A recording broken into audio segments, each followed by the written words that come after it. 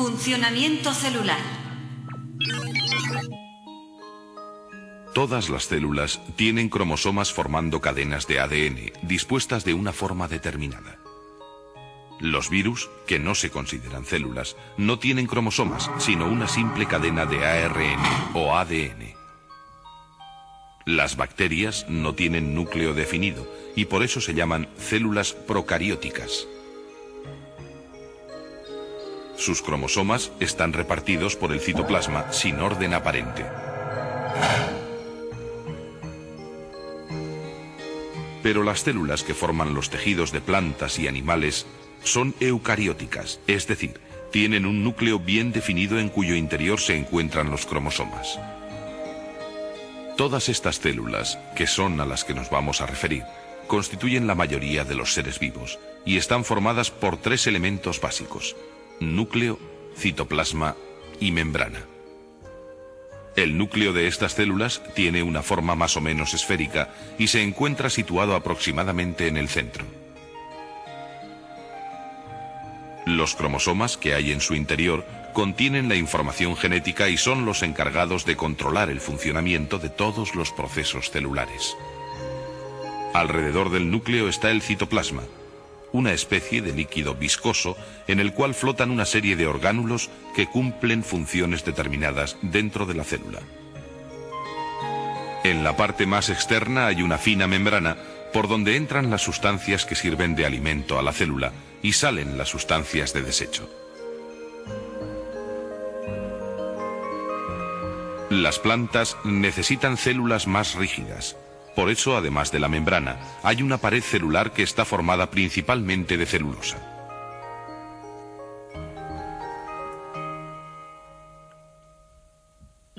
El comportamiento de las células, ya sean vegetales o animales, es similar al de una factoría. En el núcleo de la célula hay una especie de ordenador que controla toda la actividad celular, desde la asimilación del alimento hasta la reparación de la membrana.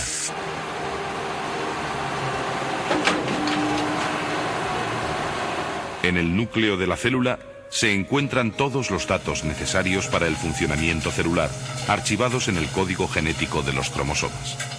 Desde aquí se coordinan y controlan todas las funciones celulares. Como en una factoría, la célula recibe materias primas continuamente a través de la membrana, donde se controla todo lo que entra y sale de la célula. Dependiendo del tipo de nutrición que tenga, la célula necesitará determinado tipo de sustancias.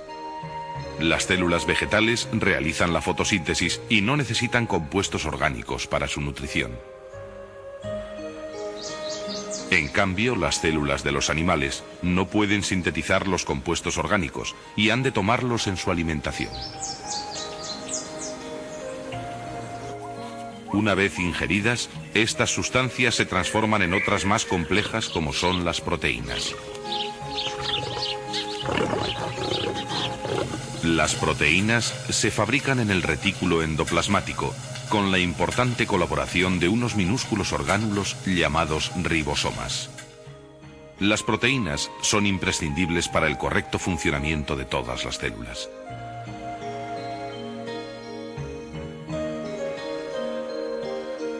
El aparato de Golgi interviene en la síntesis de algunas proteínas y también transporta y almacena diversas sustancias.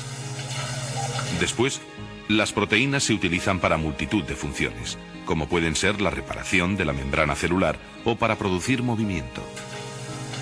La fábrica celular tiene muchos más departamentos que se encargan de clasificar, eliminar, construir o regular el funcionamiento perfecto de toda la unidad. Por ejemplo, los lisosomas realizan funciones digestivas descomponiendo las moléculas más grandes. La energía que necesita la célula se produce a través de la respiración y se almacena en unos centros llamados mitocondrias. Además de los estímulos internos, la célula también recibe estímulos del entorno. La membrana celular funciona como una especie de radar que detecta los estímulos y así la célula responde a los mismos. Los organismos unicelulares pueden ser sensibles a estímulos térmicos, químicos, físicos, eléctricos o incluso gravitatorios. Una de las respuestas más fáciles de detectar es la del movimiento, que permite a la célula alejarse o acercarse a la fuente del estímulo. Las células utilizan diversos métodos para atraer el alimento y para sus desplazamientos.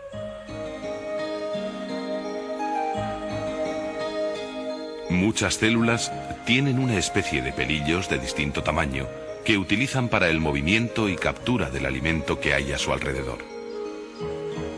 Pero existen otras formas de movimiento como la contracción o la emisión de pseudópodos que utilizan las amebas y algunas de las células que componen la sangre.